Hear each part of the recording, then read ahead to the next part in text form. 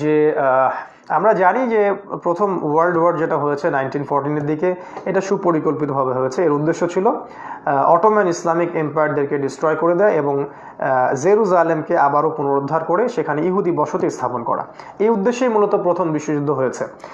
এটাতে তারা সফল হয়ে যায় এবং 1914 সালে তারা এটা করে ফেলে। এবং তারপর তারা যেটা করে সেটা হলো বেলফোর ডিক্লারেশন। এবং বেলফোর ডিক্লারেশনের মাধ্যমে তারা রাতারাতি সারা ওয়ার্ল্ডের বিভিন্ন স্টেট থেকে ইহুদিদেরকে নিয়ে এসে জেরুজালেমে বসতি স্থাপন করিয়ে দেয়। আমি কাদের কথা বলছি?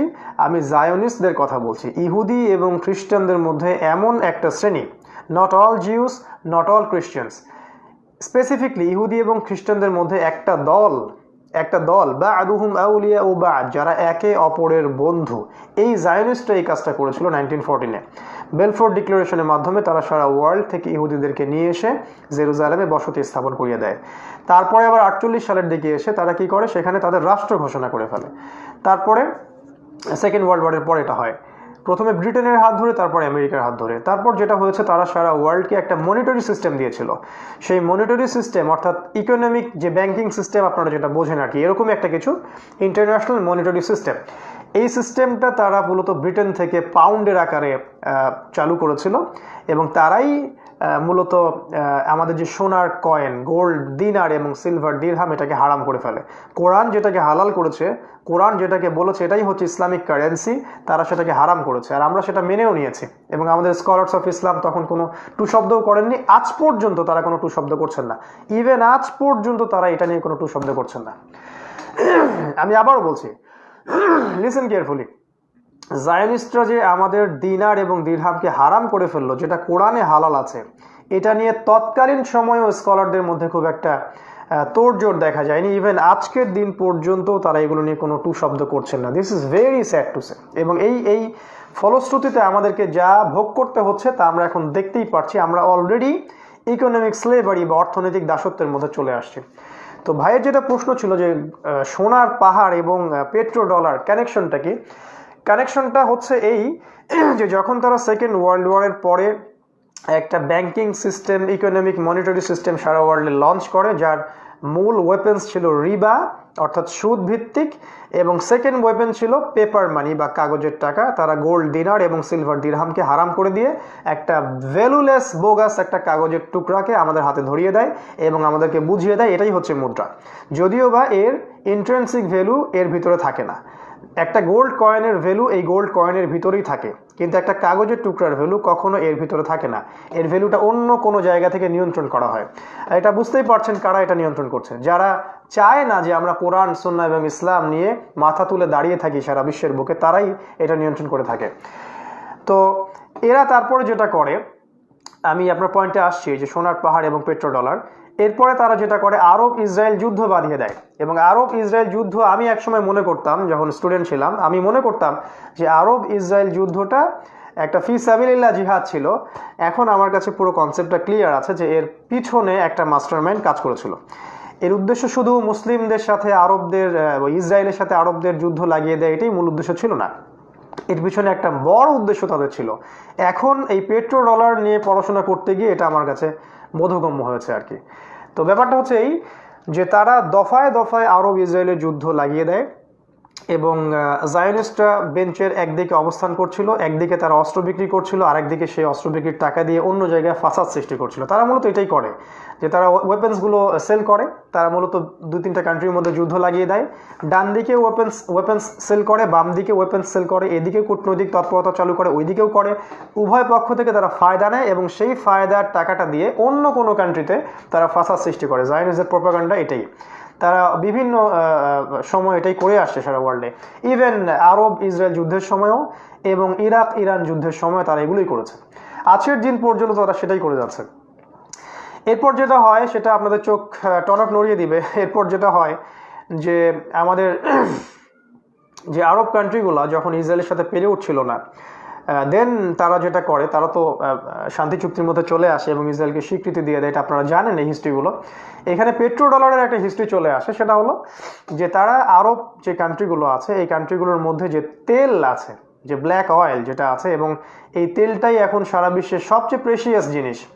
একটা দিন যদি তেল ছাড়া আমাদেরকে চলতে বলা হয় সারা ওয়ার্ল্ডের, পরাশক্তি কান্ট্রিগুলো 1 একটা দিনও তেল ছাড়া চলতে পারবে না। ইভেন তাদের কোনো ফ্লাইং ফোর্স তেল ছাড়া চলতে পারবে না, তাদের কোনো শিপ চলতে পারবে না, কোনো মিলস, কোনো ইন্ডাস্ট্রি, কোনো ফ্যাক্টরি তেল ছাড়া চলতে পারবে না। Never, this is impossible. এই প্রেশিয়াস জিনিসটা আল্লাহ সুবহানাহু ওয়া তাআলা মুসলিমদেরকে দিয়েছেন, যেটা আছে আরব বিশ্বে। আর ইউফ্রেটিস বলতে শুধু ইরাককেই বোঝানো হয়নি, এখানে পুরো আরব কন্টিনেন্টকে বোঝানো হচ্ছে। সেখানে যেটা হলো যে ইউফ্রেটিসের এই যে তেল এবং তেল সমৃদ্ধ যে কান্ট্রিগুলো, যেমন সৌদি আরব, কাতার, কুয়েত, আরব আমিরাত, অন্যান্য কান্ট্রিগুলো যারা আছে, তাদের সাথে আমেরিকার একটা ম্যাসিভ ডিসিভ হলো। সেই ডিসিভটা এমন যে আমরা জানি বাদশাহ ফয়সাল অর্থাৎ রাহিমাহুল্লাহ, বাদশাহ ফয়সাল রাহিমাহুল্লাহ, তার জন্য আমাদের দোয়া করা উচিত। অ্যাটলিস্ট তিনি আহলে সৌদের বর্তমান যত বাদশাহ চলে গেল তার মধ্যে উনি মোটামুটি আল্লাহ সুবহানাহু ওয়া তাআলার বিধানগুলো ফলো করার ব্যাপারে অনেক বেশি কনসিয়াস ছিলেন। তিনি যেটা করেছিলেন, আরব ইসরায়েল যুদ্ধের সময় তিনি তেল বয়কট করেছিলেন। আরব ইসরায়েল যুদ্ধের সময় তিনি অয়েল বয়কট করেছিলেন। আপনারা জানেন যে তিনি পশ্চিমাদেরকে এবং আমেরিকা এবং ইসরায়েল এদেরকে কোনো রকম তেল দিতে চাচ্ছিলেন না এবং তেলটাকে তিনি বয়কট করেন। এবং যখনই তিনি তেল বয়কট করেন তখনই রাতারাতি তেলের দাম বাড়তে থাকে। এটা স্বাভাবিক, যখন তেলকে বয়কট করে ফেলা হবে তখন তেলের দাম বাড়তে থাকবে, এটা স্বাভাবিক। তখন যে তেলের দাম ছিল মাত্র $33 আউন্স প্রতি, মানে আপনার ব্যারেল প্রতি $33 সামথিং এরকম, সেই তেলের দাম গিয়ে ঠেকলো 400 বা 400 সামথিং ডলার এক ব্যারেল তেলের দাম। এরকম বেড়ে গেল তেলের দাম, প্রায় 400% তেলের দাম বেড়ে গেল এবং ইউএস ডলারের মান প্রায় 400% কমে গেল। এটা হলো কখন? যখন বাদশাহ ফয়সাল অয়েল বয়কট করলেন। সৌদি আরবের প্রাক্তন বাদশাহ ফয়সাল রাহিমাহুল্লাহ তিনি অয়েল বয়কট করার ফলে এই ঘটনার সৃষ্টি হয়, অর্থাৎ ডলারের দাম একদম কমে যায়, 400% কমে যায় এবং তেলের দাম কিন্তু 400% বেড়ে গিয়েছিল। তারপর আমার কাছে মনে হয় যে এই সুযোগটারই অপেক্ষা করছিল জায়নিস্টরা। তারা তখন যেটা করলো, তারা বাদশাহ ফয়সালের কাছে গেলেন এবং ডেলিগেশন টিম নিয়ে গেলেন এবং সেখানে একজন প্রতিনিধি ছিলেন, তার নামটাও আমি বলে দিচ্ছি, আপনারা এটা নিয়ে আরও ঘাটাঘাটি করবেন। তার নাম ছিল জিমি কিসিঞ্জার। এই কিসিঞ্জার তিনি ছিলেন সেই ডেলিগেশন টিমের প্রধান এবং তিনি গিয়ে বাদশাহ ফয়সালের সাথে নেগোশিয়েট করার চেষ্টা করেন এবং অয়েল বয়কট তুলে দেওয়ার জন্য তাকে চাপ প্রয়োগ করতে চেষ্টা করেন বা রিকোয়েস্ট করতে চেষ্টা করেন, কিন্তু বাদশাহ ফয়সাল দাম কমাচ্ছিলেন না। তিনি তাকে একটা প্রপোজাল দেন, সেটা হলো যে ঠিক আছে, আপনি যদি চান যে এই দামে তেল আপনি বিক্রি করবেন, 400% বেশি দামে আপনি তেল বিক্রি করতে চাচ্ছেন, ওই দামেই আমরা তেল কিনবো। এটা কিসিঞ্জারের বক্তব্য ছিল যে আমরা ওই দামেই তেল কিনবো, শুধু আপনাকে একটা চুক্তিতে আসতে হবে, সেটা হলো যে আপনি ডলার ছাড়া অন্য কোনো কারেন্সিতে তেল বিক্রি করবেন না। আপনারা গভর্নমেন্ট অফ সৌদি আরবিয়া, আপনারা ডলার ছাড়া অন্য কোনো কারেন্সিতে তেল বিক্রি করবেন না। আমরা ওই দামেই তেল কিনবো, যে দামে আপনি চাচ্ছেন সে দামেই কিনবো। ওকে, ফাইন, ডিল, কিন্তু আপনি ডলার ছাড়া অন্য কোনো কারেন্সিতে তেল বিক্রি করবেন না। বাদশাহ ফয়সাল বললেন ডিল। আর এটাই ছিল ইতিহাসের সবচেয়ে বড় বিট্রে এই উম্মার সাথে। এটাই ছিল এই ইতিহাসে মুসলিম উম্মার সাথে সবচেয়ে বড় বিট্রে। এর ফলে যেটা হলো, তারা একটা চুক্তিতে আসলেন, সেটা হলো যে আমরা ডলার ছাড়া অন্য কোনো কারেন্সিতে তেল বিক্রি করব না। এবং আমেরিকা বললো যে ঠিক আছে, আমরা ওই দামেই তেল কিনবো, কোনো সমস্যা নেই, শুধু আপনি এইটাতে এগ্রি করে ফেলেন। তারা এগ্রি করলো।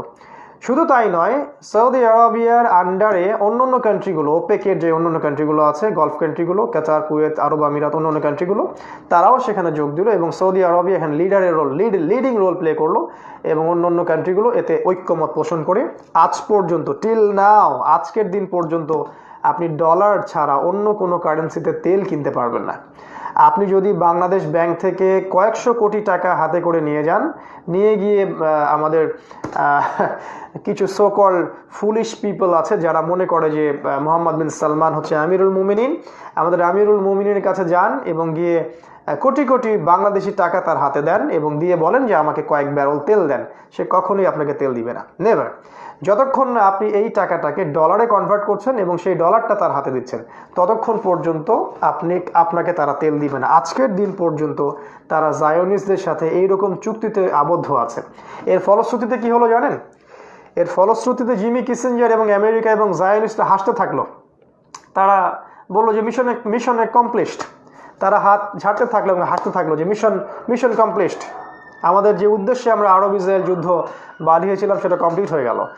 বিকজ তাদের দেশে ডলার ছাপানোর জন্য তাদের কারো পারমিশনের প্রয়োজন হয় না। তাদের প্রয়োজন হয় কাগজের, তাদের প্রয়োজন হয় কালির, তাদের প্রয়োজন হয় প্রিন্টিং প্রেসের।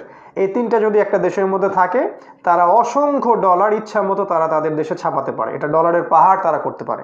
আর এই ডলারগুলোকে নিয়ে যখন তারা আরব বিশ্বে দিচ্ছিল বাদশাহ ফয়সাল এবং অন্য ওপেক কান্ট্রির নেতাদেরকে, তারা মনে করছিল আমরা তো প্রোগ্রেসের দিকে চলে আসলাম, সুবহানাল্লাহ, আমরা তো অনেক ডলার এখন কামাই করতে পারবো, আমরা তেলের দাম বাড়াতেই থাকবো এবং ডলার কামাই করতেই থাকবো। আর এদিকে আমেরিকা এবং নিক্সন এবং কিসিঞ্জার তারা হাসছিলেন যে এতটাও ফুলিশ কেমন করে মুসলিমরা হতে পারে। তাই দেখুন খেয়াল করে, তাদের দেশে ছাপানো টাকা, তাদের দেশে ছাপানো যে ডলার, এই ডলার দিয়ে তারা আরবের তেলগুলো কিনতে থাকলো এবং সেই তেল ব্যারেলকে ব্যারেল তেল তারা নিতে থাকলো এবং আমেরিকার মাটির নিচে এখন সবচেয়ে বেশি তেল তারা রিজার্ভ করে রেখে দিয়েছে। এই তেলটা তারা কিনলো কিন্তু সম্পূর্ণ বিনামূল্যে, সম্পূর্ণ বিনামূল্যে, একটা টাকাও তাদের এখানে খরচ হলো না। কেন? কারণ সমস্ত ডলার তারা তাদের দেশেই ছাপাইতে পারে, এর জন্য তাকে কোনো পারমিশন নিতে হয় না। তাই এই ফুলিশ ডিসিশনের ফলে, এই ফুলিশ একটা এক্সচেঞ্জ এবং ইসলামের দৃষ্টিতে সম্পূর্ণ হারাম একটা মুক্ত বাণিজ্যকে বন্ধ করে দিয়ে একটা নির্দিষ্ট কারেন্সিতে ডিলিংসে আসা, এটা সম্পূর্ণ হারাম। আপনি রুপিতে তেল কিনতে পারবেন না, আপনি টাকা দিয়ে তেল কিনতে পারবেন না, আপনি মালয়েশিয়ান রিঙ্গেটে তেল কিনতে পারবেন না, আপনি তুরস্কের লিরা দিয়ে তেল কিনতে পারবেন না, যতক্ষণ না আপনাকে আপনার টাকাটাকে আপনি ডলারে কনভার্ট করছেন এবং ওপেক কান্ট্রির নেতাদের হাতে দিচ্ছেন, তার আগ পর্যন্ত তারা আপনাকে তেল দিবে না। এটা ওদের চুক্তি। এই চুক্তি তারা করেছে 1971 সালে, বাংলাদেশের মুক্তিযুদ্ধের সালে তারা এই চুক্তিটা করেছে এবং 73-এ তারা আরব ইসরায়েল যুদ্ধের যে ইসরায়েলকে যে আরও বড় শক্তিতে পরিণত করে সেটা তারা করেছে। এর ফলে যেটা হলো যে সারা ওয়ার্ল্ডের নতুন একটা কারেন্সির জন্ম নিল। দেখুন এখন ভালো করে বুঝুন যে সারা ওয়ার্ল্ডের নতুন একটা কারেন্সির জন্ম হলো, সেটা কিন্তু petroleum plus dollar is equal to petro dollar. এবং এখন এই পেট্রো ডলার সারা বিশ্বে সোনার মতো রোল প্লে করছে। গোল্ড যত প্রেশিয়াস, তার চেয়ে বেশি প্রেশিয়াস রোল প্লে করছে এই পেট্রো ডলার মনিটারি সিস্টেম। এবং এর মধ্য দিয়ে আরব কান্ট্রিগুলো ধনী থেকে ধনী হতেই থাকলো। যাদের পরনে কাপড় ছিল না, পায়ে জুতা ছিল না, তারা বড় বড় উঁচু উঁচু বিল্ডিং নির্মাণের প্রতিযোগিতা করতে লাগলো এবং Bangladesh, Pakistan, India, Afghanistan, Indonesia, Malaysia, Sri Lanka, মালদ্বীপ, এই যে আমাদের পুরো সাবকন্টিনেন্টে যে নিম্ন আয়ের মধ্যবিত্ত মুসলিম কান্ট্রিগুলো, এগুলো আস্তে আস্তে আরও তাদের টাকার মান হারাতে থাকলো এবং আস্তে আস্তে তারা তাদের ইকোনমিক স্যাংশন বাড়তে থাকলো। এখন প্রশ্ন হচ্ছে যে কোনো স্কলারকে আগে এই পুরো সিস্টেমটা বুঝিয়ে একটু ফতোয়া জিজ্ঞাসা করবেন যে ওস্তাদ বা শায়েখ বা আমির, যে এই সিস্টেমটা হালাল কিনা, এই সিস্টেমটা হালাল কিনা, যে আমরা শুধু ডলারের মধ্য দিয়েই তেল কিনতে পারবো, অন্য কোনো কারেন্সিতে তেল কিনতে পারবো না। সৌদি আরবিয়া যে এই চুক্তিটা করেছে এটা কি হালাল বা জায়েজ কিনা, এবং তারা যে পেট্রো ডলার মনিটারি সিস্টেমটা সারা ওয়ার্ল্ডে লঞ্চ করেছে এবং অন্যান্য আরব কান্ট্রিগুলোকেও তার সাথে নিয়ে আসছে, এর ফলে যে সারা বিশ্বের বিভিন্ন জায়গার মুসলিমরা আজকে নির্যাতিত হচ্ছে, শোষণের শিকার হচ্ছে, টাকার মান হারাচ্ছে, তাদের জীবনযাত্রার মান কমে যাচ্ছে, এটা ইসলাম জায়েজ করেছে কিনা, এটা জিজ্ঞাসা করবেন তাদেরকে যারা এই সব কান্ট্রির নেতাদেরকে আমিরুল মুমিনিন মনে করে। তারা অনেকে মনে করে যে আমি তাদের ক্রিটিক্স নয়, তাদের ভালো জিনিসগুলোকে আমি ভালো বলতে দ্বিধা করি না, কিন্তু এই পেট্রো ডলার মনিটারি সিস্টেমটা এই বিংশ শতাব্দীতে এসে বিগত 100 বছরের মধ্যে সবচেয়ে বড় অপারেশন, সবচেয়ে বড় জুলুম ছিল সাধারণ মুসলিম জনগণদের উপরে, যারা নিম্নবিত্ত কান্ট্রির মুসলিম ছিল তাদের উপরে। যদি পাকিস্তানের গভর্নমেন্ট এটা বুঝতো, বা বাংলাদেশের গভর্নমেন্ট এটা বুঝতো, বা মালয়েশিয়া, ইন্দোনেশিয়ার গভর্নমেন্ট এটা বুঝতো, তাহলে তারা কখনো তাদেরকে লাল গ্যালিচে সংবর্ধনা দিয়ে নিজের দেশে ডাকতো না, কখনো না। তো এই যে জায়নিস্টদের সাথে আরব কান্ট্রিগুলোর এই যে পেট্রোলিয়াম প্লাস ডলারের মনিটারি সিস্টেম, এইটাই হচ্ছে মূলত পেট্রো ডলার। এবং এর ফলশ্রুতিতে যেটা হয়েছে যে সারা বিশ্বে ডলারের মানটাকে আরও আকাশচুম্বী জনপ্রিয়তা দেওয়া হয়েছে এবং ডলারকে ডমিনেটিং কারেন্সি হিসেবে প্রতিষ্ঠা করা হয়েছে। এবং এর ফলে আরব কান্ট্রিগুলো ওদের স্বার্থ উদ্ধার করেছে, তারা রাতারাতি ধনী থেকে ধনী হয়েছে এবং তাদের এই বোকামির ফল তারা অবশ্যই সামনে পেতে যাচ্ছে যখন ইসরায়েল এই মনিটরি সিস্টেমটাকে নিজের আওতাভুক্ত করে ফেলবে এবং সারা আরব বিশ্বের যে তেল সমৃদ্ধ কান্ট্রিগুলো আছে এদের তেলগুলো ইসরায়েল খুব রিসেন্টলি সিজ করে ফেলবে, এবং তখনই দেখা যাবে যে দাজ্জাল তার হাতে রুটির পাহাড় নিয়ে বের হবে। এখানে আবার রুটির পাহাড় মানে ওই সোনার পাহাড়ের মতো নয়, এটার মানে হচ্ছে খাবারের নিয়ন্ত্রণ। সারা ওয়ার্ল্ডে ইকোনমিক যে প্রোগ্রেস এবং যে সচ্ছলতা, এর নিয়ন্ত্রণ দাজ্জাল নিজের হাতে নিয়ে নেবে। এই অয়েল মনিটরিং সিস্টেমটা নিজের হাতে নেওয়ার মধ্য দিয়ে। আর সামনে এই পেট্রো ডলার মনিটরিং সিস্টেমটা কলাপস করতে যাচ্ছে। এটা একটু বলে শেষ করছি কিভাবে কলাপস করতে যাচ্ছে। দিস ইজ ইন্ডিয়া, এটা হচ্ছে ইন্ডিয়া সেই কান্ট্রি, এটা কোনো মুসলিম কান্ট্রি নয়। এবং ইন্ডিয়ার এই ওয়ার ম্যাঙ্গারিং এই গভর্নমেন্ট, যাকে আমরা চরমভাবে মুশরিক বলে থাকি, এবং আমরা জানি তারা জুলুম করছে, নির্যাতন করছে, কিন্তু একটা জিনিস ইন্ডিয়ান গভর্নমেন্ট করেছে যেটা কোনো মুসলিম গভর্নমেন্ট পর্যন্ত করতে পারেনি। সেটা হচ্ছে রিসেন্টলি তারা ইরানের সাথে একটা চুক্তি করেছিল, সেটা হলো তারা গোল্ডের বিনিময়ে তেল কিনবে। আপনারা হয়তো জানেন যে তারা রিসেন্টলি একটা চুক্তি করেছিল, ইরানের কাছ থেকে তারা তেল কিনবে, এবং সেটা হচ্ছে টাকার বিনিময় নয়, ডলারের বিনিময় নয়, রুপির বিনিময় নয়, গোল্ডের বিনিময়ে। এবং এটা সম্পূর্ণ লিগ্যাল ট্রানজ্যাকশন ইসলামের দৃষ্টিতে। এবং এটা যদি সারা ওয়ার্ল্ডে শুরু হয়ে যায়, যে সব কান্ট্রিগুলো যদি তেল কিনতে শুরু করে সোনার বিনিময়ে, অর্থাৎ গোল্ডের বিনিময়ে, অথবা রূপার বিনিময়ে, তখন কিন্তু ডলারটা কলাপস করে ফেলবে। এই জন্যই কিন্তু মূলত ইসরায়েলের সাথে ইন্ডিয়ার একটা ভালো আন্ডারস্ট্যান্ডিং তৈরি হয়েছে রিসেন্ট সময়ে এসে। কারণ ইসরায়েল চাচ্ছে আমেরিকা যেন কলাপস করে যায়, এবং সাবকন্টিনেন্টে ইসরায়েলের সবচেয়ে বড় মিত্র হচ্ছে আমাদের ইন্ডিয়া। এই কারণে ইন্ডিয়ার সাথে কিন্তু ইসরায়েলের একটা সুসম্পর্ক ইদানিং গড়ে উঠছে আরো ভালো করে। তো ইরান এবং ইন্ডিয়ার যে ডিলিংসটা তেলের সাথে, এই সিস্টেমটা যদি সারা ওয়ার্ল্ডে প্রতিষ্ঠা হয়ে যায় সামনের সময়ে, অর্থাৎ কেউ যদি টাকা বা ডলার বা অন্যান্য কারেন্সি, কাগজের টাকা বাদ দিয়ে রূপা বা সোনা দিয়ে তেল কেনা শুরু করে, তাহলে কিন্তু ডলারের এই পেট্রো ডলার মনিটরি সিস্টেমটা কলাপস করে যাবে। আর এটাই কিন্তু আমার কাছে মনে হচ্ছে যে সামনের যে মালহামাটা আসতে যাচ্ছে, এই মালহামার মূল হয়তো ইস্যুটা হবে পেট্রো ডলার মনিটরি সিস্টেম। এবং এই যে চায়না এবং রাশিয়ার সাথে যে পশ্চিমা বিশ্বের যে দ্বন্দ্ব, আপনারা হয়তো জানেন যে রিসেন্টলি সৌদি আরবের সাথেও চায়না একটা চুক্তি করেছিল যে তারা কিন্তু ডলার দিয়ে তেল কিনবে না, তারা তাদের যে চাইনিজ কারেন্সি আছে ওই কারেন্সি দিয়ে তারা তেল কিনতে চেয়েছিল। এর ফলেও কিন্তু আমেরিকা চায়নার প্রতি খুবই আক্রোশ দেখালো, এবং ওয়ার্ল্ড ইকোনমিক অ্যাফেয়ার্সের মধ্যে একটা চরম ফাটল সৃষ্টি হলো। এবং রাশিয়া চায়না অ্যালায়েন্সের সাথে আমেরিকা, ব্রিটেন এবং জায়নিজ অ্যালায়েন্সের একটা ব্যাপক দ্বন্দ্ব সৃষ্টি হয়ে গেল। তো এই জিনিসটা যদি আমরা ধরতে না পারি, তাহলে আমরা আমাদের ইকোনমিক স্লেভারি থেকে বের হতে পারবো না। তাই প্রিয় ভাই, আপনি যে প্রশ্নটা করেছিলেন যে সোনার পাহাড় এবং ইউফ্রেটিস নদী এবং পেট্রো ডলারের কথা, এখানকার কনক্লুশন হচ্ছে এই পাহাড় মোটেও কোনো সোনার পাহাড় নয় যেটা মাটির থেকে বের হবে একটা পাহাড়ের রূপে সোনা, যেটা আমরা চোখে দেখতে পারবো। নো, এর মধ্য দিয়ে রাসূল সাল্লাল্লাহু আলাইহি ওয়াসাল্লাম একটি রূপক অর্থে ব্যবহার করেছেন, যার অর্থ এমন কোনো পদার্থ যেটা সারা ওয়ার্ল্ডে সোনার চেয়েও দামি রূপে ফাংশন করবে, এবং যাকে নিয়ে মালহামা লঞ্চ করা হবে। আর ঠিক যেমন দাজ্জাল গাধার পিঠে চড়ে ঘুরে বেড়াবে, যার কান থাকবে অনেক প্রশস্ত, তাহলে কি আমরা অপেক্ষা করব একটা গাধার জন্য যার কান হবে অনেক প্রশস্ত, দাজ্জাল তার পিঠে ঘুরে বেড়াবে? দিস ইজ ফুলিশনেস, এগুলো হচ্ছে বোকামি। আবার দাজ্জালের হাতে রুটির পাহাড় থাকবে, তার মানে কি এই যে রুটি দিয়ে বানানো একটা পাহাড় থাকবে দাজ্জালের হাতে? নো। কোরআন এবং হাদিসে দুই ধরনের আয়াত থাকে, একটা হচ্ছে মুহকামাত, যেগুলো স্পষ্ট সবাই বুঝতে পারে, একগুলো হচ্ছে মুতাশাবিহাত, যেগুলো অস্পষ্ট, যেগুলোকে পেনিট্রেট করতে হয়, তাউইল করতে হয়। ঠিক সোনার পাহাড়ের হাদিসটাও সেই রকমই। আর এই সোনার পাহাড় মূলত পেট্রো এবং ডলার মনিটরি সিস্টেম, যার মধ্য দিয়ে জায়নিস্টরা আরব বিশ্বকে হাতের মুঠোয় নিয়ে সারা ওয়ার্ল্ডকে একটা অর্থনৈতিক দাসত্বের মধ্যে নিয়ে আসছে, এবং এই জিনিসটাই আমাদেরকে সামনে মালহামার দিকে নিয়ে যাবে বলে আমার মত। আর সামনে এই সিস্টেমটা কলাপস করবে, বিকজ বিভিন্ন পৃথিবীর অনেক কান্ট্রি এখন আর ডলারের মধ্য দিয়ে তেল কিনতে চাচ্ছে না, কারণ তারা তাদের এই প্রতারণাটা ধরে ফেলেছে। পৃথিবীর অনেক কান্ট্রি এই প্রতারণা ধরে ফেলেছে, ইভেন ফ্রান্স পর্যন্ত এই প্রতারণা ধরে ফেলেছে, যদিও ফ্রান্স ন্যাটোর আওতাভুক্ত একটা কান্ট্রি। ইন্ডিয়া পর্যন্ত এই প্রতারণা ধরে ফেলেছে, যদিও ইন্ডিয়ার সাথে ইসরায়েলের অ্যালায়েন্স আছে। ইভেন চায়না রাশিয়া অনেক আগেই এই প্রতারণা ধরে ফেলেছে এবং তারা নতুন কারেন্সি লঞ্চ করার চেষ্টা করছে।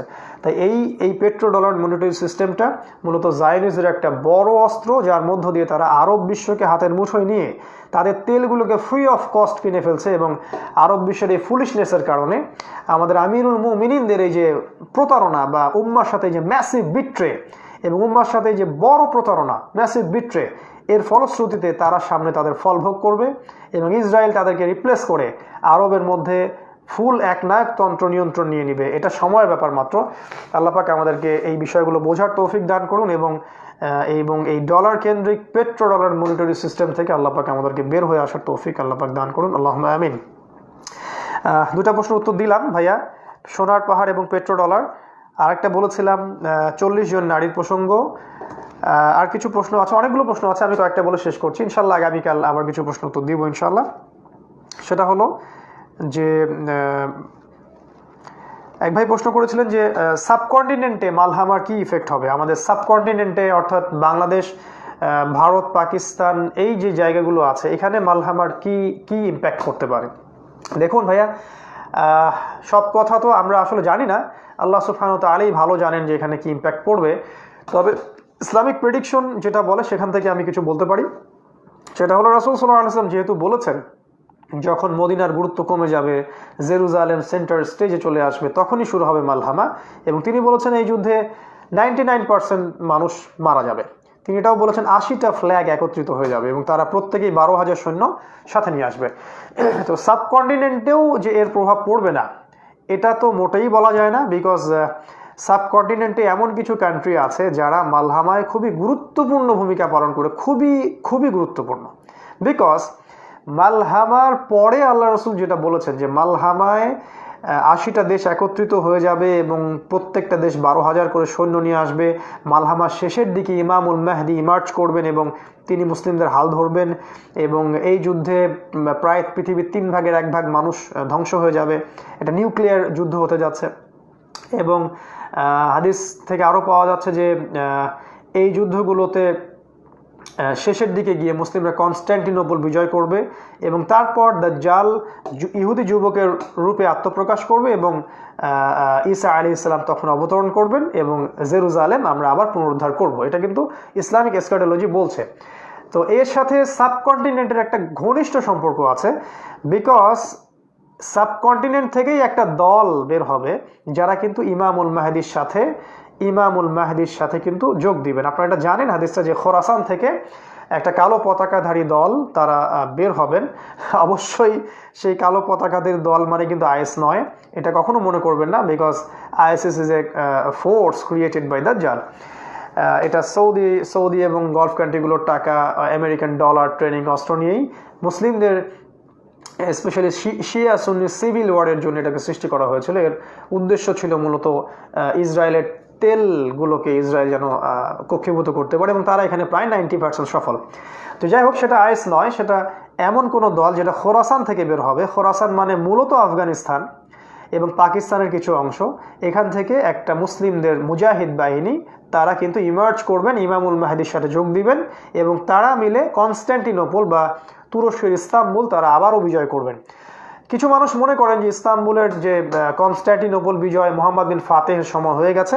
এই প্রেডিকশনটার সাথে আমি মোটেও একমত নই। আর আমি যদি একমত না থাকি তাহলে আমি কিন্তু বলতেই পারি যে আমি একমত নই। আপনার যেমন মত প্রকাশের স্বাধীনতা আছে, যে কোনো মানুষেরই কিন্তু প্রেডিকশন এবং মত প্রকাশের স্বাধীনতা আছে। আর আমরা তো কাউকে বলছি না যে আমাদের মতটাই চূড়ান্ত এবং সেটা আপনি মেনে নিতেই হবে। আপনি তখনই মেনে নেবেন যখন আপনার কাছে মনে হবে যে প্রেডিকশনটা ঠিক আছে। আপনার কাছে মনে হবে যে হ্যাঁ না ঠিক আছে, ভাইয়া ঠিক বলেছে বা ওই ভাই ঠিক বলেছে, তাহলে আপনি মেনে নেবেন, তার আগে নয়। তো যে কিছু ভাইয়ের যে কথা যে কনস্ট্যান্টিনোপল বিজয় হয়েছে মোহাম্মদ বিন ফাতের সময়, এটা ঠিক নয়, কারণ এটা হবে মালহামার পরে। রাসূল সাল্লাল্লাহু আলাইহি ওয়াসাল্লাম বলেছেন মালহামার পরে মুসলিমরা কনস্ট্যান্টিনোপল বিজয় করবে। এখনো পর্যন্ত পৃথিবীতে এমন কোনো যুদ্ধ হয়নি যে যুদ্ধে 99% মানুষ মারা গেছে। নো। সো সামনে মালহামা আসছে এবং কনস্ট্যান্টিনোপল বিজয়টা সামনে হবে এবং এই বিজয়ে খোরাসানের যে বাহিনী অর্থাৎ কালো পতাকাধারী যে বাহিনী আফগানিস্তান, পাকিস্তান এবং খোরাসান কন্টিনেন্ট থেকে বের হবেন, তারা একটা বড় রোল প্লে করবে। বিশাল রোল প্লে করবেন। এবং তাদের ব্যাপারে রাসূল সাল্লাল্লাহু আলাইহি ওয়াসাল্লাম প্রশংসা করেছেন, বলেছেন ফানি'মাল জাইশু জাইশুহা, কতই না উত্তম সেই জাইশ, ফানি'মাল আমিরু আমিরুহা, এবং তাদের আমির কতই না উত্তম আমির। রাসূল সাল্লাল্লাহু আলাইহি ওয়াসাল্লাম তাদের ব্যাপারে প্রচণ্ড প্রশংসা করেছেন এবং তিনি বলেছেন যে এই ফোর্স গিয়ে বাইতুল মাকদাস পর্যন্ত বিজয় করবে, কেউ পৃথিবীর কোনো ফোর্স তাদেরকে আটকাতে পারবে না। সুবহানাল্লাহ। এটা আমাদের কন্টিনেন্টকে বোঝানো হয়েছে, সাবকন্টিনেন্টকে, অর্থাৎ বাংলাদেশ, পাকিস্তান, স্পেশালি আফগানিস্তান, শ্রীলঙ্কা, এই জায়গাগুলোকে মূলত খোরাসান বলা হয়। তো অবশ্যই আপনার যে প্রশ্নটা আছে যে সাবকন্টিনেন্টের সাথে মালহামার কি সম্পর্ক আছে, এটা খুবই প্রেশিয়াস প্রশ্ন, কারণ এটা একটা গভীর সম্পর্ক আছে। যখন মালহামা লঞ্চ হবে, আমি বলেছি এটা হয়তো ইকোনমিক স্লেভারির মাধ্যমে লঞ্চ করা হবে, অথবা পেট্রোডলার মনিটারি সিস্টেমের মাধ্যমে লঞ্চ করা হবে, অথবা আমাদের যে মহামারীটা চলছে এরপরে তারা এমন কিছু ইস্যু বের করবে যেগুলো একটার পর একটা আমাদেরকে মালহামার দিকে নিয়ে যাবে। তো এই সাবকন্টিনেন্টের এই যে ভূমিকা, আমরা কি মনে করছি যে জায়নিস্টরা এই হাদিসগুলো সম্পর্কে জানে না, বা তারা কোরআনের এই আয়াতগুলো সম্পর্কে পড়েনি? তারা আমাদের চেয়ে অনেক বেশি স্টাডি করে থাকে, এটা আপনাকে বিশ্বাস করতে হবে। তারা আমাদের চেয়ে বেশি কোরআন এবং হাদিস নিয়ে স্টাডি করে থাকে। তারা জানে যে শেষ জামানায় আফগানিস্তান থেকে সেই বাহিনী বের হবে। এক ভাই আমাকে বলেছিলেন, ভাইয়া আফগানিস্তানে তারা এত কেন হামলা চালায়, যদিও সেখানে তো তেলের কোনো খনি নাই? আমি বলছি যে ভাইয়া, এটা সেই কারণে যে তারা জানে যে সেখানে একটা বাহিনী আছে, যেই বাহিনী তাদের জন্য ভবিষ্যতে পথের কাঁটা হয়ে দাঁড়াবে। তারা মূলত সেই বাহিনীটাকে হত্যা করতে চায়। তারা সেখানকার তেল বা সেখানকার ভৌগোলিকত্বের জন্য আফগানিস্তানে আসেনি, তারা সেখানে সেই বাহিনীকে হত্যা করতে এসেছে। এবং সেই বাহিনীটাকে ডিসকালার করার জন্য তারা ওই রকম লেবাজেরই কিছু বাহিনী তৈরিও করেছে, কালো ফ্ল্যাগওয়ালা, যার ফলে মানুষ ডিসিভড হয়ে যায়, মানুষ বুঝতে না পারে যে আসলেই কোনটা কালো ফ্ল্যাগের বাহিনী। তো যাই হোক, যেহেতু আফগানিস্তানের সাথে তাদের একটা ঘনিষ্ঠ সম্পর্ক আছে মালহামার এবং সাবকন্টিনেন্টের সাথে, এখানে আরেকটা কান্ট্রি আছে, সেটা হলো পাকিস্তান। আমি বাংলাদেশ ইন্ডিয়ার কথা পরে আসছি। পাকিস্তান এমন একটা কান্ট্রি যাদের কাছে মূলত এখন পারমাণবিক ওয়েপন্স আছে। যদিও বা পারমাণবিক ওয়েপন্স আমাদের যুদ্ধে জয়ের মানদণ্ড নয়, আমাদের মালহামায় বিজয়ের মানদণ্ড হবে ঈমান। আমাদের মালহামায় বিজয়ের মানদণ্ডটা হবে ঈমান। আল্লাহ রাসূল বলেছেন এই যুদ্ধে 3 ভাগের 1 ভাগ মানুষ শহীদ হয়ে যাবে, মুসলিমদের 3 ভাগের 1 ভাগ শহীদ হয়ে যাবে, মুসলিমদের 3 ভাগের 1 ভাগ পালিয়ে যাবে, আল্লাহ পাক তাদেরকে কখনো মাফ করবেন না। তিনি বলেছেন যে এই যুদ্ধে মুসলিমদের একটা অংশ, শেষে ছোট্ট একটা অংশ তারা বেঁচে থাকবে এবং তাদের হাতেই কনস্টান্টিনোপল, জেরুজালেম বিজয় হবে এবং তাদের নেতৃত্ব দিবেন ইমামুল মাহদি। সো আমাদের মানদণ্ড কিন্তু সংখ্যা গরিষ্ঠতা নয়, আমাদের মানদণ্ড নিউক্লিয়ার ওয়েপন্স নয়, আমাদের মানদণ্ড হচ্ছে ঈমান, তাকওয়া, ইহসান, ইসলাম।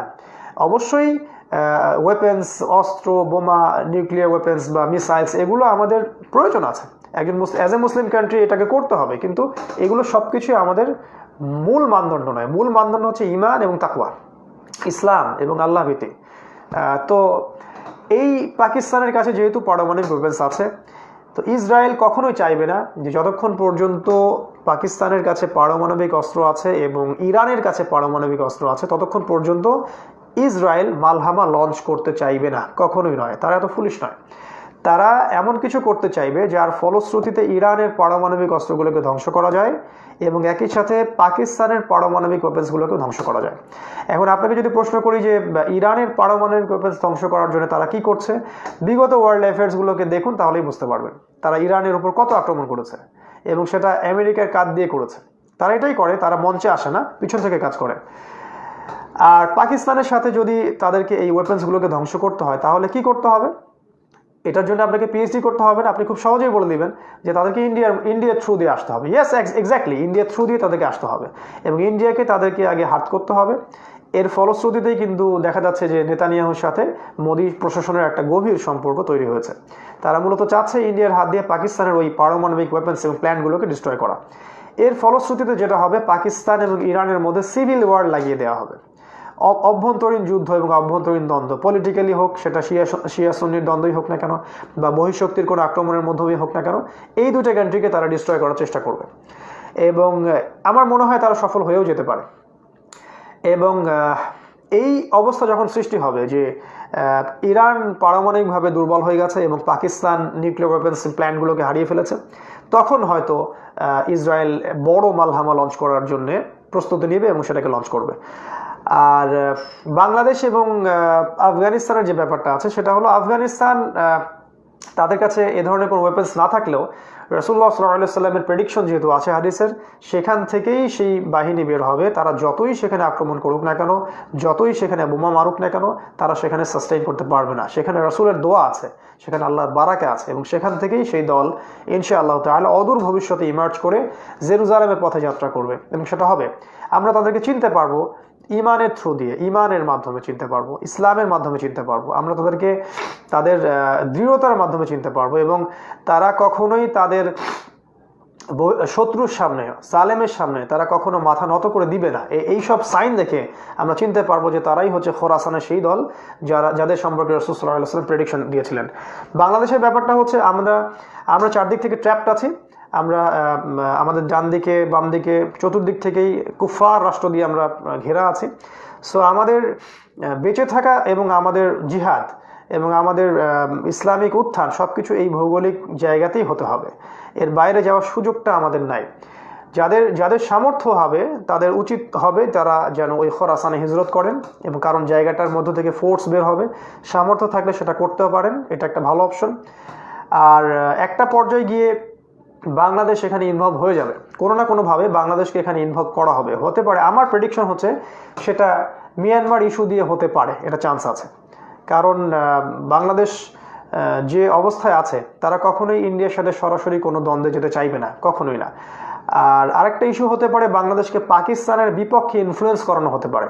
এই দুইটা প্রেডিকশন হতে পারে। হয়তো মিয়ানমার এবং রোহিঙ্গা ইস্যু একটা ইস্যু হতে পারে, অথবা পাকিস্তানের সাথে আমাদেরকে আবারও ইনফ্লুয়েন্স করানো হতে পারে, যেন আমরা তাদের সাথে কোনো রকম দ্বন্দ্ব বা একটা রূঢ় সম্পর্কের দিকে চলে যায়। কারণ তারা চাইবে না এখানে কোনো মুসলিমদের ইউনাইটেড কমিউনিটি গড়ে উঠুক। আর এই ইস্যুগুলোতে তারা পিছন থেকে আমাদেরকে পেট্রোনাইজ করতে চাইবে বা স্বপ্ন দেখাতে চাইবে। এখানে আমাদের গভর্নমেন্টদের উচিত হবে ইসলামিক প্রেডিকশনগুলো ফলো করে সামনে যাওয়া, কখনোই মুশরিকদেরকে, ইহুদিদেরকে এবং জায়োনিস্টদেরকে বন্ধুরূপে গ্রহণ না করা। তাহলে ইনশাল্লাহ আমরা ডিসিভড হব না। মূলত আমাদের দেশের যুবকদের উচিত হবে সামনের এই সময়গুলোর জন্য নিজেদের প্রস্তুতি গ্রহণ করা, এবং চোখ কান খোলা রাখা, এবং এই দাজ্জালীয় মিডিয়া দ্বারা প্রভাবিত না হওয়া। কোরআন এবং হাদিস আমাদেরকে যা বলছে, এটা যেটা প্রেডিক্ট করছে সেটাই চূড়ান্ত। এর বাইরে যা ওরা বলছে সবই মিথ্যা, সবই আই ওয়াশ এবং brain washed. They are the followers of দাজ্জাল, ওয়ান আইড পিপল। সো এই যে প্রশ্নটা আপনি করেছিলেন, সাবকন্টিনেন্টের সাথে আমাদের সম্পর্কটা কি, মালহামার একটা গ্রেট সম্পর্ক আছে, এবং এখান থেকে সেই দল বের হবে যে দলের হাতে বিজয় পতাকা উঠবে। সো ওই দলকে চিনতে হলে আপনাকে ইসলামিক স্টাডি খুব ভালো করে গভীরভাবে করতে হবে, চোখ কান খোলা রাখতে হবে, এবং সেই সময় পর্যন্ত, মোস্ট ইম্পর্ট্যান্ট জায়গাটা আমি বলছি, সেই সময় পর্যন্ত আপনাকে সারভাইভ করতে হবে। This is the biggest point. ওই সময়টা পর্যন্ত এবং ওই সিচুয়েশনটা যেটা রাইজ করছে, এটাকে আপনাকে যেমন পেনিট্রেট করতে হবে, বুঝতেও হবে, এবং আপনাকে সারভাইভ করতে হবে। নিজেকে, নিজের ফ্যামিলিকে, নিজের সন্তানকে, নিজের স্ত্রী সন্তান, আগামী প্রজন্মকে সারভাইভ করাতে হবে। আর এই সারভাইভ করাতে হলে আপনি শহরের মধ্যে থেকে আপনি সেটা করতে পারবেন না, কখনো পসিবল না। দেখেন, এখন কি আমাদের মনে হচ্ছে না যে বিগত কয়েক বছর থেকে বাংলাদেশে, আমি বলে আসছি বিগত কয়েক বছর থেকে, যে সামনের দিনগুলোতে শহরে থাকা আমাদের পক্ষে পসিবল হবে না। আজকে কি আমরা সেটা ফিল করতে পারছি কি না? আমি বলেছি যে কনভেনশনাল ইসলামিক স্কলারশিপ আপনাদেরকে চূড়ান্ত সঠিক কোনো দিক নির্দেশনা দিতে পারবে না, নো, পসিবল না। কনভেনশনাল দারুল উলুমের স্কলারশিপ আপনাদেরকে শেষ জামানা সম্পর্কে কোনো রকম সঠিক দিক নির্দেশনা দিতে পারবে না। তাদের প্রেডিকশন সঠিকতার চেয়ে বেঠিকতার দিকে চলে আসবে, বিকজ তারা মনে করছে এখন অনেক সময় পড়ে আছে, যখন আসবে তখন দেখা যাবে। আপনাকে আনকনভেনশনাল স্কলারশিপে যেতে হবে, এবং ইলমু আখিরুজ জামান বা শেষ জামানার যে ইলম, এগুলো অর্জন না করলে আপনি উম্মাহকে সতর্ক তো করতে পারবেনই না, নিজেও সতর্ক হতে পারবো না আমরা। সো কনভেনশনাল সেকুলার স্কলারশিপ হোক আর কনভেনশনাল ইসলামিক স্কলারশিপ হোক, এই দুইটাই আমাদেরকে চূড়ান্ত গন্তব্য দিতে পারবে না আখিরুজ জামানে। বারবার বলে আসছি আমি বিগত বেশ কয়েক বছর থেকে এবং রিসেন্ট টাইমে, যে আমাদেরকে শহরে থাকা আমাদের পক্ষে পসিবল হবে না। আজকে এই লকডাউন সিচুয়েশন এবং মহামারীর এই ভয়ঙ্কর অবস্থায় আমরা কিন্তু এটা হাড়ে হাড়ে উপলব্ধি করছি। যদি আমরা আজকে থেকে 2-4-5 বছর আগেই কান্ট্রি সাইডের, রুট লেভেলের কান্ট্রি সাইডের কোনো জায়গায় মুসলিম কমিউনিটি করতে পারতাম, 100টা, 50টা, 200টা, 300টা পরিবার মিলে, সেখানে একজন আমির থাকতো, একটা মসজিদ থাকতো, আমাদের কিছু শরিয়া লস চাইলে সেটাও সম্ভব ছিল, এবং সেখানে আমরা ইসলামিক কারেন্সি ব্যবহার করতাম, আমরা কৃষিভিত্তিক অর্থনীতিতে চলে যেতাম, এবং আমরা সেই যে রাসূলুল্লাহ সাল্লাল্লাহু আলাইহি ওয়াসাল্লামের সাহাবীদের যুগের যে ইসলাম এবং সেই যে প্রাকৃতিক পরিবেশ সেগুলোতে অভ্যস্ত হতে পারতাম, কিন্তু সেটা কিন্তু আমরা ডিলে করেছি। তো আপকামিং যে মালহামার কথা আপনারা বলছেন, এখানে যদি বাংলাদেশের মুসলিমদেরকে সাস্টেইন করতে হয়, সার্ভাইভ করতে হয়, তাহলে অবশ্যই অনতিবিলম্বে যদি আল্লাহ পাক এই গজবগুলোকে রিসেন্টলি তুলে দেন, আমাদের প্রথম ডিউটি হবে, ফার্স্ট অ্যান্ড ফিউরিয়াস ডিউটি হবে যে আমাদেরকে শহর ছাড়তে হবে। শহর থেকে আমাদেরকে হিজরত করতে হবে এমন কান্ট্রি সাইডের জায়গায়, একা একা নয়, মুসলিম কমিউনিটি নিয়ে। সেটা একটাই হতে হবে সারা দেশে, নট নেসেসারি, সারা দেশের বিভিন্ন জায়গায় হতে পারে, অনেক জায়গায় 10টা-20টা হতে পারে মুসলিম কমিউনিটি, এবং প্রত্যেকটা কমিউনিটির একজন করে লিডার থাকতেই পারেন, কোনো সমস্যা নেই। সামি'না ওয়া আতা'না থাকতে পারে সেখানে, কোরআন এবং সুন্নাহ থাকবে সেখানে, এবং কৃষিভিত্তিক অর্থনীতির দিকে চলে যাবে তারা, এবং তারা সেই যে প্রাচীন যেভাবে মানুষ অভ্যস্ত ছিল প্রাকৃতিক জিনিসগুলোকে ব্যবহার করে জীবন বেঁচে থাকা বা সার্ভাইভ করা, সেভাবে তারা বেঁচে থাকবে। এটা করা উচিত ছিল। এটা যদি আমরা নেক্সট করতে পারি, এই এই মালহামা, এই যে মহামারীর পরের যে বিশ্বটা আসছে, তখন আমরা যদি এই শহরগুলোকে কমিউনিটি নিয়ে ছাড়তে পারি, 100টা পরিবার, 200টা পরিবার, 150টা পরিবার, এটা পসিবল, এটা ইম্পসিবল না। কারণ ইন্দোনেশিয়াটা হয়েছে, মালয়েশিয়া হচ্ছে, এটা সাউথ আফ্রিকায় হয়েছে, এটা ব্রিটেনে হচ্ছে, ইভেন ব্রিটেনে এটা হয়েছে, ব্রিটেনের মতো কান্ট্রিতে এটা হচ্ছে, এবং সেটা আমরা দেখলাম যে আফ্রিকান কান্ট্রিতে বেশি হচ্ছে। ইভেন দেখা যাচ্ছে যে অস্ট্রেলিয়ার মতো কান্ট্রিতেও এখন মুসলিম কমিউনিটি, মুসলিম ভিলেজ কনসেপ্টে মানুষ চলে আসছে। এটা হলো যেটা হবে, আমরা সার্ভাইভ করতে পারবো। আমরা যদি সার্ভাইভ করতে না পারি, তাহলে মালহামায় আমরা অংশ নিতে পারবো না। আপনি আমি পারি না পারি, আপনার আমাদের সন্তান, তাদেরকে সেই মুসলিম ভিলেজের প্রাকৃতিক পরিবেশে এমনভাবে গড়ে তুলতে হবে, ফিজিক্যালি, মেন্টালি, এবং যেন তারা প্রতিকূল অবস্থায় টিকে থাকতে পারে, এবং তারা যেন সত্যিকারের মুজাহিদ হতে পারে, সামনের দিনগুলোতে তারা যেন ইসলামের জন্য পতাকা বহন করতে পারে। এইভাবে গড়ে তুলতে হলে আপনি শহরে এটা কখনই পারবেন না, এই গডলেস ওয়ার্ল্ডে এটা কখনো পারবেন না, আপনি এই ডেমোক্রেটিক সিস্টেমের মধ্যে আপনি পারবেন না। আপনি যদি মনে করেন যে শহরের লাইফ লাক্সারিয়াস, আমি এখানে জান্নাতে আছি, you are living in Disneyland, আপনি স্বর্গে, আপনি হলিউডে বাস করছেন। এক সময় মানুষ আমেরিকাকে মনে করতো প্যারাডাইস। আজকে যারা সেখানে হিজরত করে চলে গেছে, মাইগ্রেট করে মুসলিম কান্ট্রি থেকে, তারা আফসোস করছে যে আমরা কেন এখানে আসলাম। ব্রিটেনে যারা মাইগ্রেশন করে চলে গেছে, তারা আফসোস করছে আমরা কেন এখানে আসলাম। ইউ হ্যাভ, যাদের দু চোখ আছে, যারা হৃদয়ের চোখ দিয়ে এবং বাহ্যিক চোখ দিয়ে দেখতে পারেন, তাদের জন্য এই কথাগুলো যে শহরগুলোকে ছাড়তে হবে। সামনে আমাদের শহর কেন্দ্রিক জীবন ব্যবস্থা থেকে বের হয়ে আমাদের কান্ট্রি সাইডে বড় জায়গা কিনে 50টা, 60টা, 100টা, 200টা মুসলিম ফ্যামিলি নিয়ে সেখানে হিজরত করার চেষ্টা করতে হবে, সার্ভাইভ করার জন্যে, সাস্টেইন করার জন্যে, এবং সমস্ত প্রাকৃতিক বিষয় নিজেদেরকে অভ্যস্ত করার জন্যে, এবং ইসলামিক যে জামায়াত এবং আমির, এই সিস্টেমের মধ্যে চলে আসতে হবে। তখন দেখা যাবে আগামীতে ইনশাআল্লাহ আমাদের সন্তানরা ওই সময়ে সার্ভাইভ করতে পারবে যখন সারা ওয়ার্ল্ডে মালহামা লঞ্চ হবে। আর বাই দ্য ওয়ে, যদি মালহামা আমরা শহরে থাকা অবস্থায় লঞ্চ হয়েই যায়, তখন দেখবেন আপনি শহরের মধ্যে খাবার পাবেন না, আপনি সেখানে ইলেকট্রিসিটি পাবেন না, আপনি সেখানে বুক ভরে নিঃশ্বাস নিতে পারবেন না, আপনি সেখানে নিরাপদে বাইরেও বের হতে পারবেন না, আপনি সেখানে টেকনোলজি ইউজ করতে পারবেন না, সব ডিস্ট্রয় হয়ে যাবে। তখন তো আমরা আফসোস করব বসে বসে যে আমরা জাহান্নামের মধ্যে আছি। তো এটাই কি বেটার হবে না যে আমরা পূর্ব থেকে সতর্কতামূলক পরিকল্পনা গ্রহণ করি? যাদের সামর্থ্য আছে, যাদের অনেক অর্থনৈতিক সমৃদ্ধশালী মানুষ আছেন, তারা উদ্যোগ নিন, তারা বড় বড় জায়গায়, কান্ট্রি সাইডে যেখানে জনমানবশূন্য জায়গা, সেখানে গিয়ে অনেক বড় বড় ল্যান্ড কিনে সেখানে মুসলিম কমিউনিটি গড়ে তুলুন। এগুলো সারা ওয়ার্ল্ডে হচ্ছে, ইনশাল্লাহ আল্লাহ চাইলে বাংলাদেশে এগুলো সম্ভব।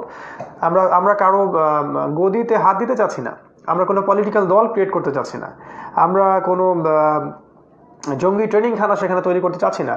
আমরা আমাদের কান্ট্রি সাইডে আমাদের মুসলিম কমিউনিটি করতে চাচ্ছি। আমরা গভর্নমেন্টের আওতাভুক্ত থেকে বেরো হয়ে যায়নি। সো এই যে ব্যাপারটা, সেখানে শিক্ষা, চিকিৎসার ব্যবস্থাও সেখানে করা সম্ভব, এবং সেখানে বিভিন্ন প্রফেশনের মানুষকে ইনভলভ করতে হবে। সেখানে ইঞ্জিনিয়ার দরকার হবে, সেখানে ডক্টর দরকার হবে, টিচার দরকার হবে। আমাদেরকে প্রতিটা জায়গায় প্রতিটা সেক্টরে দাওয়াতি কাজ করতে হবে, এবং এই মানুষগুলোকে আমার মনে হয় এখনকার যারা শিক্ষিত সমাজ, তারা অনেকটাই সচেতন এবং তারা এটা ফিল করেন। এবার অনেক সেকুলার সেন্সের মানুষ, তারা এখন এই কনসেপ্টটাকে ভালো বলছেন। অনেক সেকুলার সেন্সের মানুষ এই কনসেপ্টটাকে ভালো বলছেন যে শহর কেন্দ্রিক জীবন ব্যবস্থা থেকে বের হয়ে কান্ট্রি সাইডে কমিউনিটি করে তোলা। তারা ইসলাম ফলো করছেন না, তারপরেও তারা বুঝতে পারছেন ওয়ার্ল্ড সেদিকেই যাচ্ছে। সো এই প্রতিটা বিষয় সম্ভব। আমার একার মাথা থেকে তো এটা সব কিছু বের হওয়া সম্ভব না। সবাই যদি ভাবি ইনশাল্লাহ, আমরা সবাই এক একটা সেক্টর নিয়ে ভাবতে পারি যে সেখানে কৃষির কি প্রজেক্ট হবে, সেখানে ডেইরির কি প্রজেক্ট হবে, সেখানে ফিশারিজের কি প্রজেক্ট হতে পারে, সেখানে ইলেকট্রিসিটি বা লাইটের কি হবে, সেখানে তেল কেমন করে আসবে, সেখানে ধান পাট কীভাবে চাষ হবে। এক একজন মানুষ যদি এক একটা সেক্টর নিয়ে ভাবার চেষ্টা করে এবং এরকম করে 200-300 ফ্যামিলি গড়ে তোলা সম্ভব হয়, এটা পসিবল বিকজ এটাই একমাত্র ওয়ে যেটা রাসূল সাল্লাল্লাহু আলাইহি ওয়াসাল্লাম প্রেডিক্ট করেছেন যে আখিরুজ জামানে একজন মুমিনের পক্ষে, সেই মুমিন যে পরিপূর্ণরূপে ইসলাম ধরে রাখতে চায়, তার পক্ষে এই শহর কেন্দ্রিক জীবন ব্যবস্থায় দিন টিকিয়ে রাখা সম্ভব হবে না। তাকে কিছু এই যে গরু ছাগল গবাদি পশু নিয়ে কান্ট্রি সাইডে পাহাড়ি এলাকায় চলে যেতে হবে, যেখানে সে কমিউনিটি গড়ে তুলবে এবং সেখানে ইসলাম ফলো করে চলতে পারবে। সো এই যে ভাই প্রশ্ন করেছেন তার উত্তরে অনেক লম্বা কথা বলে ফেললাম। যাই হোক, তবে মনে হয় কথাগুলো ইনশাল্লাহ আপনাদের কাজে দিবে। যে মালহামার সাথে যেহেতু সাবকন্টিনেন্টের একটা ঘনিষ্ঠ সম্পর্ক আছে, আমাদের উচিত হবে স্পেশালি বাংলাদেশের যুবকদের যে আমরা যেন সাস্টেইন করি, সার্ভাইভ করা এনশিওর করতে হবে আপনাকে, যে আপনি সাস্টেইন করতে পারছেন কিনা, সার্ভাইভ করতে পারছেন কিনা। বিকজ আপনি যদি শেষ হয়ে যান এবং আপনার প্ল্যান প্রজেক্ট শেষ হয়ে যায়, ইউর ভ্যানিশ, শেষ, ডেড, তারপরে কিছু করার থাকবে না।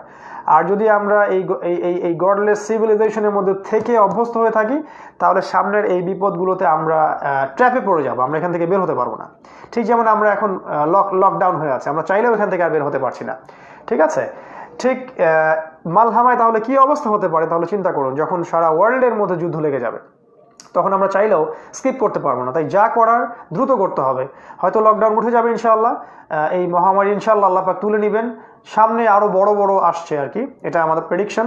সামনে আরও বড় ইস্যুগুলো আসবে, এটা আমার প্রেডিকশন, এবং হাদিসে এগুলোর দলিল আছে। সো এই চান্সগুলোকে আমরা যেন কাজে লাগাই, যেন আমরা কান্ট্রি সাইডে হিজরতের ব্যাপারে চেষ্টা করি। যদি পসিবল হয় খোরাসানে হিজরত করুন, যদি পসিবল না হয় অ্যাটলিস্ট আপনার দেশের কান্ট্রি সাইডে রুট লেভেলে চলে যান, leave the cities, leave the towns and go to the countryside and build a Muslim community over there. এটা হবে সবচেয়ে বেটার সলিউশন আমার জানা মতে। এছাড়াও যদি কোনো বেটার সলিউশন থাকে তাহলে সেটাও আপনারা ভাবতে পারেন, কারণ একজনের মাথা থেকে সব কিছু বের হবে না, এটাই স্বাভাবিক। এটা আমার প্রেডিকশন, আমার মত, এবং আমি নিজেও এটার জন্য প্রস্তুতি রাখি মানসিকভাবে। তবে একা কোনো কিছু করা সম্ভব নয়, আমাদেরকে কমিউনিটি করতে হবে, এবং এমন কমিউনিটি যারা ইসলামকে সর্বোচ্চ অগ্রাধিকার দিবে এবং তারা কোনো অবস্থাতেই বাতিলের সাথে আপোষ করবে না। তাদের কাছে দিন হবে সবচেয়ে প্রেশিয়াস। তারা খাবার কষ্ট, থাকার কষ্ট, অন্যান্য কষ্ট সহ্য করে হলেও সেই জায়গায় সার্ভাইভ করার জন্য, দিন শান্তি মতো পালন করার জন্য তারা হিজরতের জন্য প্রস্তুত থাকবে। তারা তাদের জবকে সামনের দিকে টেনে নিয়ে আসবে না, তারা তাদের ফ্যামিলি, জব, স্ট্যাটাস, বাড়ি গাড়ি এগুলোকে এর প্রতিবন্ধক রূপে দাঁড় করাবে না। আমরা ওই সব মুসলিমদেরকে খুঁজছি। সো এই হলো আপনার মালহামার সাথে সাবকন্টিনেন্টের ব্যাপারটা। এখানে পাকিস্তানের রোলটা খুব ইম্পর্টেন্ট হবে, এই কারণেই তারা পাকিস্তানকে ডিস্ট্রয় করার চেষ্টা করছে, এবং ইন্ডিয়ার মধ্য দিয়ে তারা পাকিস্তান এবং বাংলাদেশে অনেক বেশি অপারেশন চালাবে, এবং এইদিকে তারা মিয়ানমারের থ্রু দিয়ে বাংলাদেশে একটা চাপ প্রয়োগ করতে পারে। আর একটা বিষয় হলো যে খোরাসানে তারা জিততে পারবে না, কারণ খোরাসানে রাসূল সাল্লাল্লাহু আলাইহি ওয়াসাল্লামের বারাকা এবং দোয়া আছে। তারা সেখানে যত কিছুই করুক না কেন, সেখান থেকেই সেই বাহিনী বের হবে যারা ইমামুল মাহদির সাথে যোগ দিবেন সামনের মালহামায়। আমাদের উচিত হবে সার্ভাইভ করা। সার্ভাইভ করতে হলে কি করতে হবে, আমি কিছু পয়েন্ট আমার ক্ষুদ্র জ্ঞানে আপনাদের সাথে শেয়ার করলাম, বাকিটা আপনারা চিন্তা করবেন কিভাবে সার্ভাইভ করবেন, কারণ এই সময়গুলো সামনে আসছে, বেশি দেরি নেই। হয়তোবা ইনশাআল্লাহ, আল্লাহু আ'লাম, আল্লাহ ভালো জানেন, হয়তোবা এই মহামারীর পরে তারা এমন কিছু ইস্যুকে নিয়ে আসবে সারা ওয়ার্ল্ডের সামনে, যে ইস্যুগুলো আমাদেরকে অর্থনৈতিক মন্দা এবং অর্থনৈতিক গৃহযুদ্ধের দিকে নিয়ে যাবে, এবং এর ফলশ্রুতিতে বিভিন্ন দেশের সাথে একটা চরম সাংঘর্ষিক অবস্থায় চলে যাবে। এই সময় হয়তো বা তারা মালহামা লঞ্চ করতে পারে। আল্লাহ ভালো জানেন, আল্লাহু আ'লাম বিসসাওয়াব। তবে ইন্টারন্যাশনাল অ্যাফেয়ার্স এবং ইসলামিক প্রেডিকশন সেদিকে আমাদেরকে ইঙ্গিত করছে। আল্লাহ পাক আমাদেরকে বোঝার তৌফিক দান করুন। আজকে অনেকগুলো প্রশ্নের উত্তর দেওয়া হলো, আরও অনেকগুলো প্রশ্ন আমার কাছে আছে। ইনশাআল্লাহ আমি অল্প করে কিছু করে আপনাদের সাথে উত্তরগুলো দেওয়ার চেষ্টা করব। আপনারা ভিডিওসগুলো অন্যদের সাথে শেয়ার করুন। আইডিয়াগুলো যদি ভালো লাগে আপনারাও এগুলো নিয়ে ভাবুন, চিন্তা করুন, এবং ইলমু আখিরুজ্জামান নিয়ে আপনারা সবাই পড়াশোনা করুন, হিস্ট্রি পড়ুন, ইসলামিক অ্যাফেয়ার ইসলামিক যে কোরআন সুন্নাহ নলেজ এর সাথে ওয়ার্ল্ড অ্যাফেয়ার্সকে মিলিয়ে সামনে যাওয়ার চেষ্টা করুন। অর্থনীতি নিয়ে পড়াশোনা করুন, পলিটিক্যাল সায়েন্স নিয়ে পড়াশোনা করুন। তখন দেখবেন যে আপনার কোরআন এবং সুন্নাহর সাথে আপনি এগুলোকে মিলাতে পারছেন, এবং সারা ওয়ার্ল্ডের যে ঘটনাগুলো এগুলো আপনার দু চোখ দিয়ে আপনি রিড করতে পারছেন। আপনার নূর এবং বাসিরা দিয়ে আপনি দূর পর্যন্ত দেখতে পারছেন যে কী হতে যাচ্ছে সারা ওয়ার্ল্ডে। শুধুমাত্র কনভেনশনাল সেকুলার স্কলারশিপ দিয়ে বা কনভেনশনাল ইসলামিক স্কলারশিপ দিয়ে এটা সম্ভব নয়। সো এই ছিল আজকে আমাদের কিছু প্রশ্নোত্তর পর্ব। আজকে আমরা পেট্রোডলার সম্পর্কে জানলাম, আজকে আমরা সোনার পাহাড় এবং ইউফ্রেটিস নদী সম্পর্কে কিছু জানলাম, মালহামা এবং সাবকন্টিনেন্ট সম্পর্কে আমরা জেনেছি। আমরা আরেকটা প্রশ্ন উত্তর দিয়েছিলাম, সেটা হলো 40 জন নারীর সাথে হাদিসের যে সম্পর্কটা, 40 জন নারীর দায়িত্ব একজন যুবক, একজন মুসলিম পুরুষের কাঁধে আসবে, এটার ব্যাপারটাকে। এই 4-5টা প্রশ্নের উত্তর আজকে আমরা জেনেছি আলহামদুলিল্লাহ। ইনশাআল্লাহ আমরা আগামীকাল চেষ্টা করব বাকি কিছু প্রশ্নের উত্তর দেওয়ার জন্য। সেই পর্যন্ত আল্লাহ পাক আমাদের সবাইকে ভালো রাখুন, সুস্থ রাখুন। আপনারা যে যেখানে আছেন সেখান থেকেই সবাই আল্লাহ সুবহানাহু ওয়া তাআলার কাছে দোয়া করবেন যেন আল্লাহ পাক আমাদের সবাইকে দাজ্জালের যাবতীয় ষড়যন্ত্র থেকে বেঁচে থাকার তৌফিক দান করেন। আল্লাহ পাক যেন আমাদেরকে সূরা কাহফ ভালো করে বোঝার তৌফিক দান করেন। আল্লাহ সুবহানাহু ওয়া তাআলা আমাদেরকে যেন এই যে ম্যানুফ্যাকচার্ড ভাইরাস, এই যে ওয়েপন্স, এখান থেকে আল্লাহ পাক আমাদেরকে নিরাপত্তা দান করেন। আল্লাহ পাক আমাদেরকে তার দিকে পূর্ণ প্রত্যাবর্তনের আল্লাহ পাক তৌফিক দান করেন, ঈমানটাকে বাড়িয়ে দেন। এই যে লকডাউনের সময়টা, এই যে অবসর সময়টা, এই সময়টা আমরা যেন আরও বেশি করে কোরআন সুন্নাহ স্টাডির দিকে দিতে পারি, হিফজ করতে পারি, কোরআনের আয়াতগুলোকে ব্যাখ্যা পড়তে পারি, তাফসীর পড়তে পারি। শুধু তাই নয়, সামনে রমাদানকে নিয়ে আমাদের অনেক পরিকল্পনা আছে, এগুলোকে যেন বাস্তবায়ন করতে পারি। আল্লাহ পাক এই মহামারীর দুর্যোগপূর্ণ অবস্থায় আল্লাহ পাক আমাদের মুসলিম ভাই বোনদেরকে আল্লাহ পাক যেন হেফাজত করেন। পুরো মানব জাতির মধ্যে যারা জালেম নয়, যারা ফাসেক নয়, যারা আল্লাহ দ্রোহী নয়, আল্লাহ পাক তাদেরকেও হেফাজত করুন, সে যে ধর্মের হোক না কেন। আল্লাহ পাক আমাদেরকে দুর্ভিক্ষ থেকে হেফাজত করুন। আল্লাহ পাক আমাদেরকে মানবসৃষ্ট বিপর্যয়গুলো থেকে হেফাজত করুন। আল্লাহ রাব্বুল আলামিন আমাদেরকে বেশি বেশি আল্লাহর কাছে দোয়া, তাসবিহ, তাহলিল, জিকির আজগার করার তৌফিক দান করুন। এই সময়টুকু আল্লাহ পাক তার পথে নিবেদিত প্রাণ হয়ে কাজ করার আল্লাহ পাক তৌফিক এনায়েত করুন। এছাড়াও আমরা আরও দোয়া করব যেন আল্লাহ সুবহানাহু ওয়া তাআলা আমাদেরকে এই যে মহামারী চলছে এখানে নিরাপত্তা দান করেন, সুস্থতা দান করেন, এবং আল্লাহ পাক আমাদেরকে এখান থেকে উদ্ধার করেন। এবং আগামী দিনগুলোতে আল্লাহ পাক যেন আমাদেরকে সময় উপযোগী পদক্ষেপ গ্রহণ করার তৌফিক দান করেন, যার ফলে আমরা ইনশাআল্লাহ আগামীতে ইসলামের পতাকা ধারণ করতে পারি, ইসলামের পক্ষে দাওয়াত এবং জিহাদে অংশ নিতে পারি, এবং সামনের দিনগুলোতে ইসলাম যখন বিজয়ী হবে তখন যেন আমরা প্রথম কাতারে থাকতে পারি, আমাদের সন্তানরা থাকতে পারে, এবং আমরা আল্লাহ, রাসূল এবং ইসলামকে সর্বোচ্চ অগ্রাধিকার দিয়ে ইসলামের পতাকা হাতে এগিয়ে যেতে পারি। আল্লাহ পাক যেন এই তৌফিক আমাদেরকে দান করেন, সৌভাগ্য দান করেন। সবাই দোয়া করবেন ইনশাআল্লাহ তাআলা। আল্লাহুম্মা আমিন। আজকের মতো এতটুকু থাকলো ইনশাআল্লাহ। 10:30 বেজে গেছে। সুবহানাকা আল্লাহুম্মা ওয়া বিহামদিকা আশহাদু আল্লা ইলাহা ইল্লা আনতা আস্তাগফিরুকা ওয়া আতুবু ইলাইক। আসসালামু আলাইকুম ওয়া রাহমাতুল্লাহি ওয়া বারাকাতুহু।